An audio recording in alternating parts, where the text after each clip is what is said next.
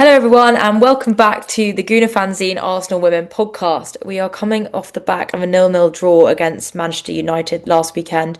Actually, Renée Slegger's first ever goalless game since being in charge, which I thought was kind of crazy. I wasn't there because I was actually at the men's game. Don't like it when they cross over like that, but we also had a draw, but at least there was some goals at the Emirates. But someone who was there at Leigh Sports Village is Freddie Cardi, who of course joins me today. Freddie, you were in the press box, subjected to sit through a quite uneventful game. Can you sum it up for those of us who weren't there or those who haven't been able to watch it? Yeah, do you know what? Quite a frustrating afternoon for both Arsenal sides. I feel like in their title hopes, maybe games where they come in as favourites and maybe just get the tactics wrong a little bit in terms of player selections, and then both of them coming away feeling a little frustrated. Although, as you say, the men, they were ending the game on a high note. United are a tough opponent. Arsenal haven't won at Leigh Sports Village since 2021. There's a reason for that. It's not a great record.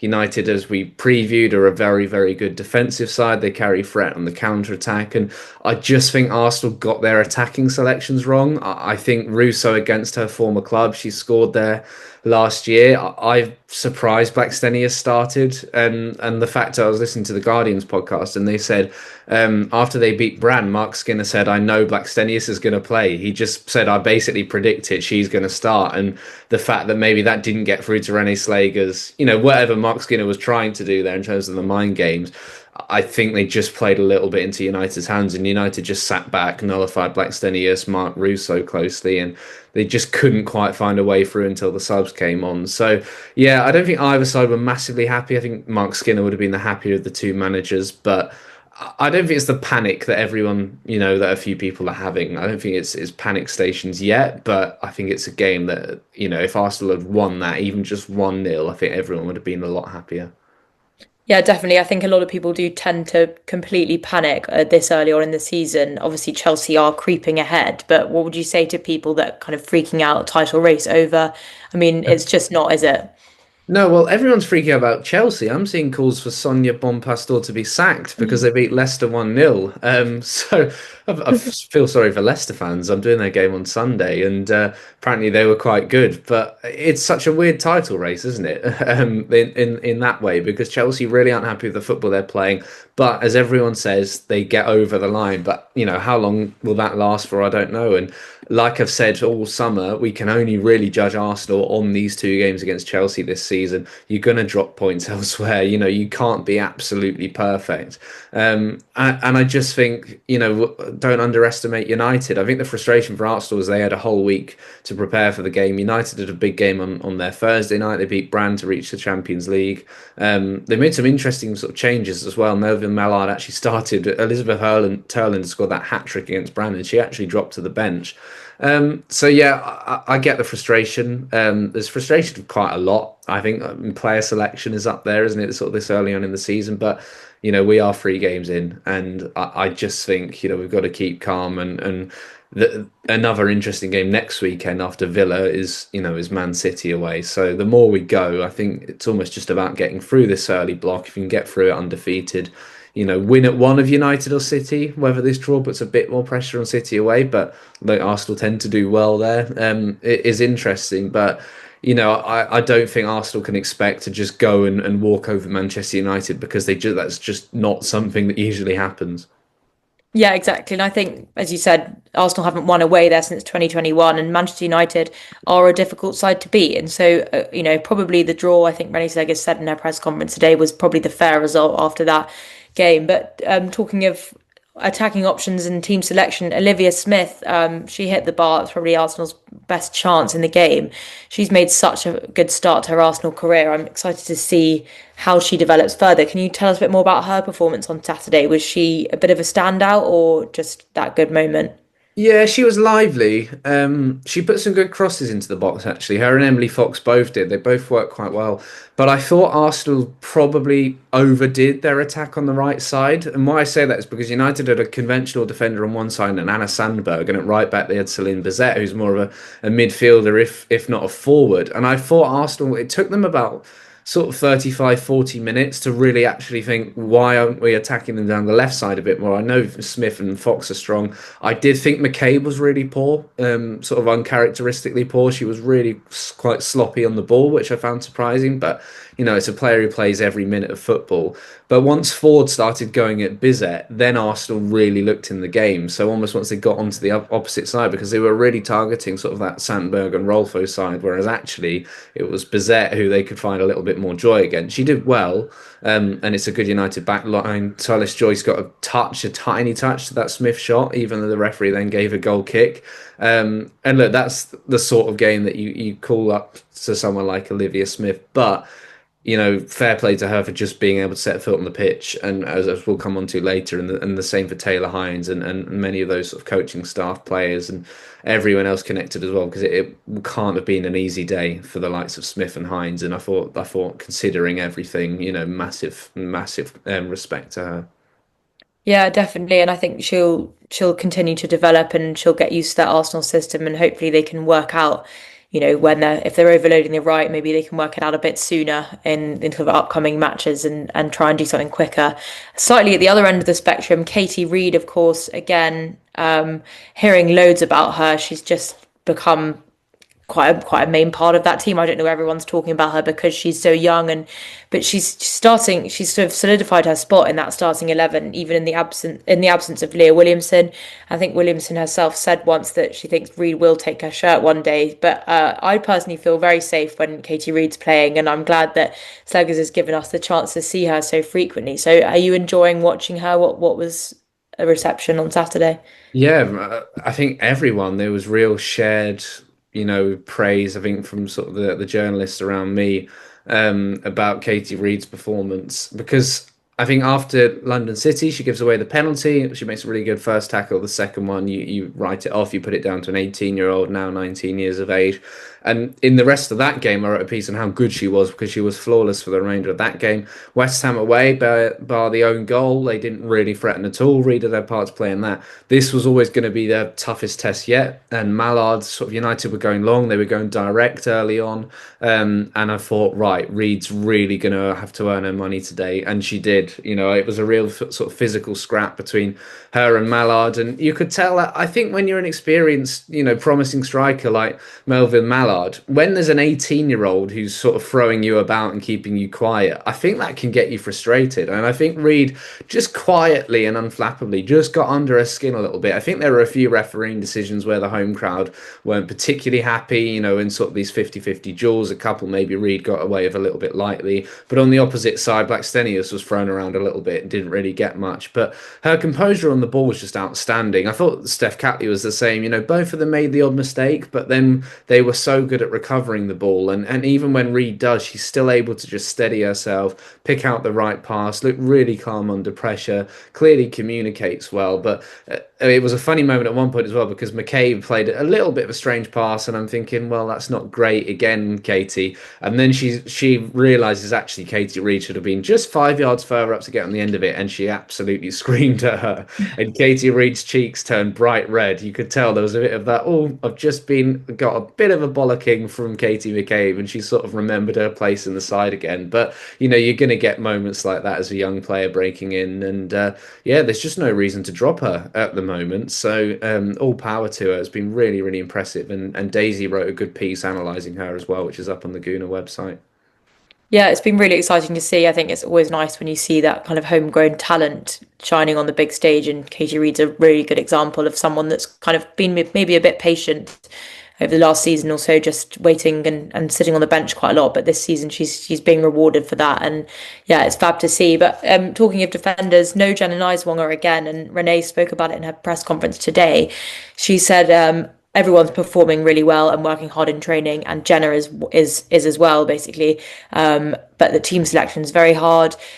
They recruited Jenna, she's part of the team, and that's a burden that Renée Segers has to carry, that if the whole squad's fit, they've got so many options. She can only start 11 players and only make 5 subs, so those are the rules and that's what she's sticking to. So she's not giving much away in terms of anything going on behind the scenes, which seems to be something that people are speculating about. But I don't know what your thoughts are on the Jenna Niswonger situation, and maybe you can also bring in Kyra Cooney-Cross a little bit into the same conversation. Yeah, to be honest with Taylor Hines' signing, I think the writing's on the wall. For Jenna Nisonga, I can't really see a world apart from Katie McCabe or Taylor Hines becoming injured in which Jenna Nisonga doesn't leave in January because I just don't think there is a path, by the looks of it, to first team football for her and for starting games. And I fully get the argument, where does Jenna Nisonga come into that substitutes bench, against Manchester United? You've got two centre backs on the bench, you've got midfield options, you've got wide options, you've already got a left back. So I just think.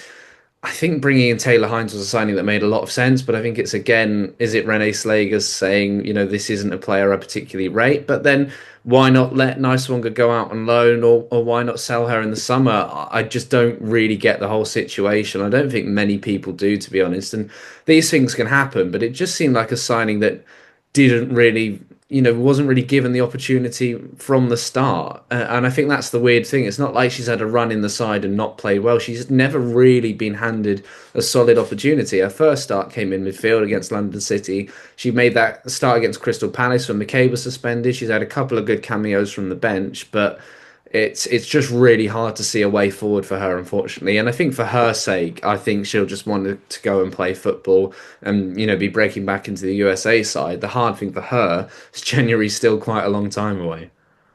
Yeah, definitely. And I think that they would have had these conversations. And I know that I think Renee Slager's mentioned that as well today, just about they speak to each player before the block of matches and let them know kind of what the plan and what the vision is for them. And there are, of course, other players who haven't had very regular minutes either.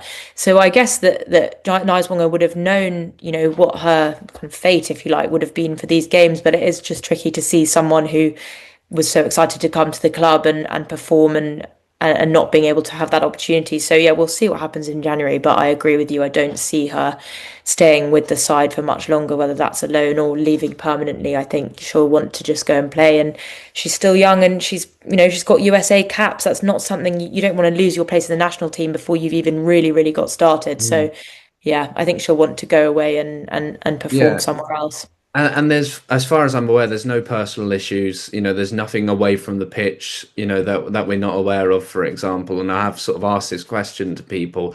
It is just simply for footballing reasons, and it just makes it quite a strange situation, to be honest. Yeah, it is really tough. But yeah, speaking about Taylor Hines, her and Olivia Smith a really, really tough day on Saturday, and it was a tough day for a lot of people in the women's football community.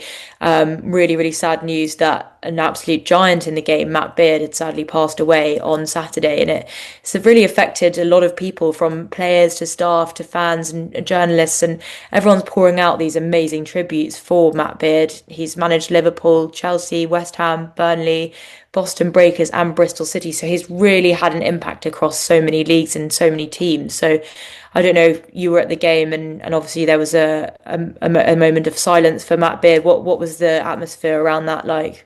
Yeah, it was it was tough to get to sleep on Saturday night. It really was. It was such shocking news. Susie texted me just saying, "Have you seen the Matt Beard news?" And I replied saying, "Has he become the Leicester manager?" Because that was the speculation before. I mean, and it just completely knocked me back, and it's knocked everyone back. But he was such a popular figure, amongst everyone, players, his fellow coaches, his opposition managers as well. All of them had so much respect for Matt Beard, but journalists as well. And I think there were a lot of journalists who just wouldn't have wanted to go to work, on Sunday. We obviously saw the Liverpool game suspended. I've said this before, I think he's touched so many teams and so many players that I do think there would have been precedent actually to just call all of the games off this weekend because and I know that might sound outlandish, but I think for so many people who had to go to work on Sunday and be a part of a women's football match where really that wasn't top of their list in any way, shape, or form, I think there could have been precedent there, but it was really tough.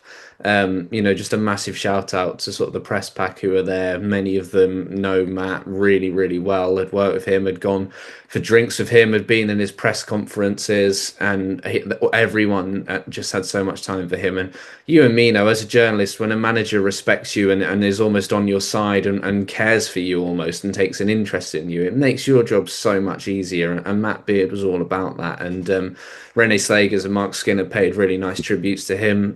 Mark Skinner, you could tell, was visibly emotional. United had two of their coaching staff who they'd taken from Liverpool in the summer, who'd worked closely with Matt Beard. Again, they're having to go to work. I mentioned, Olivia Smith and Taylor Hines. Hines played under him for quite a while. Smith was brought to Liverpool by Matt Beard, and I just thought Mark Skinner was classy. He really was, and how he spoke about Matt Beard. But then the end of the press conference, going around and just asking the journalists there if they were okay, made sure no one was leaving the room without a hug. And it was a day for hugs, actually, sort of all round on Sunday. And I've tremendous respect for Mark Skinner and how he handled himself and actually just took the time to go around the room checking on everyone. I thought was really quality. So, yeah, a really sad day. The tributes continuing to pour in, and Farrah Williams, I heard on Five Live, and she was doing punditry duty. She was in tears. So, yeah, he's a manager who's really helped bring women's football forward. Obviously, had so much success. Love the fact that Liverpool sort of won for him last night, and all of the fans as well clapping in the 47th minute, a beautifully observed minute silence. So they've certainly paid some beautiful tributes. Yeah, definitely. I mean, obviously, it's just a huge loss for the game, and every single person almost has seems to have a really heartwarming story about a time that they've interacted with Matt Beard or a way that he's impacted their life. So, yeah, big thoughts with his family at this time while it's so tricky. I saw Jackie Oatley had started a fundraiser to help raise some money for Matt Beard's family to help them through, and that's raising loads of money actually. So if I don't know if we can probably put the link in the description of this podcast in case anyone wants to go and have a look. But yeah, a really tough moment in women's football, and Hannah Hampton gave a really nice tribute during the Ballon d'Or ceremony as well.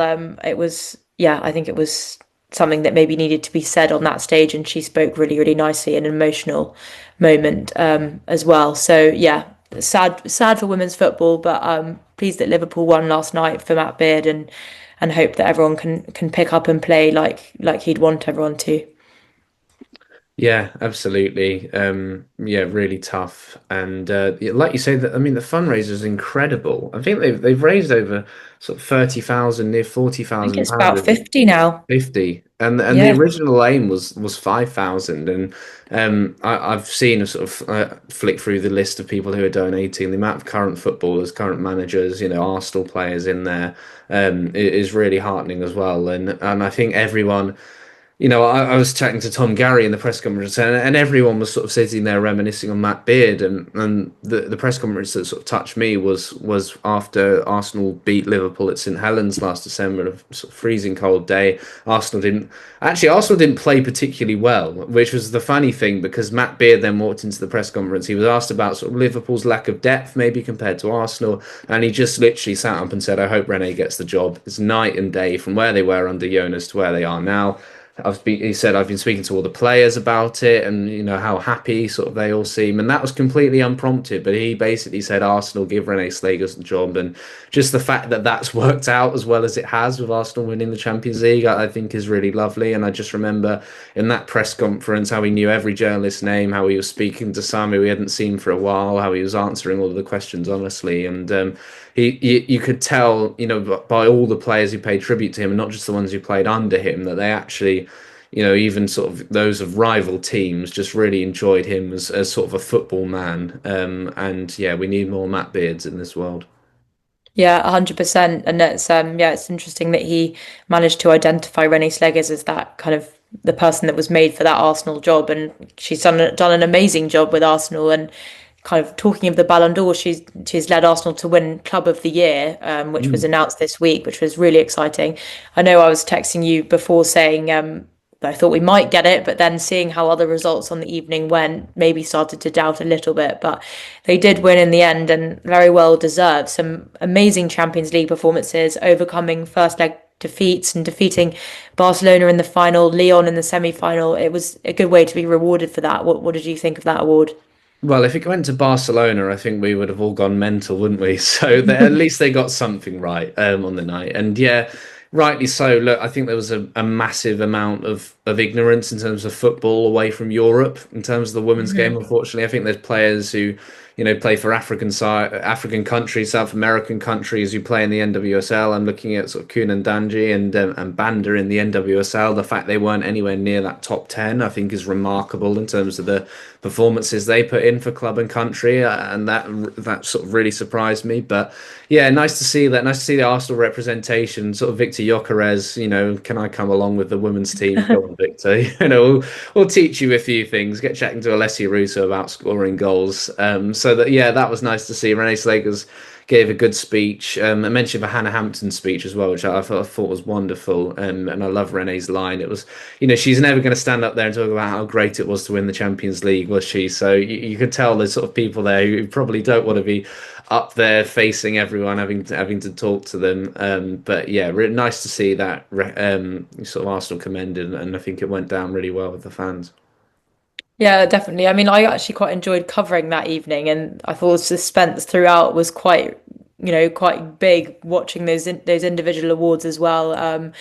Michelle Adjumang, obviously on loan at Brighton, coming fourth and thinking the young player the Copper Trophy, which is great to see. I mean, obviously, I guess given going to Vicky Lopez, who's had a fantastic season for club and country, whereas Michelle Adjumang maybe slightly more more recently broken out. Daphne Van Domselaar as well with the Yashin Trophy, and then when you look at the kind of actual Ballon d'Or award. Four Arsenal players in the top 10, Williamson seventh, Kelly in fifth, Russo in third, and Mariona in second.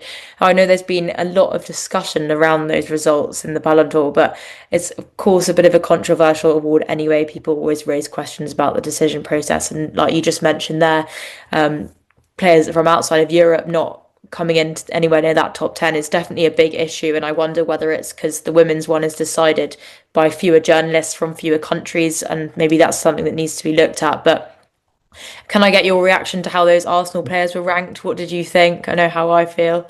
Yeah, I mean, there's a lot of talking points, but I don't get how Chloe Kelly's that high up as well. Mm. And I know it sounds wrong. You're listening to an Arsenal woman podcast, and I basically come on and not slated an Arsenal woman player, but like she's played half a season of football, and she's above Leah Williamson, who was instrumental in two European finals.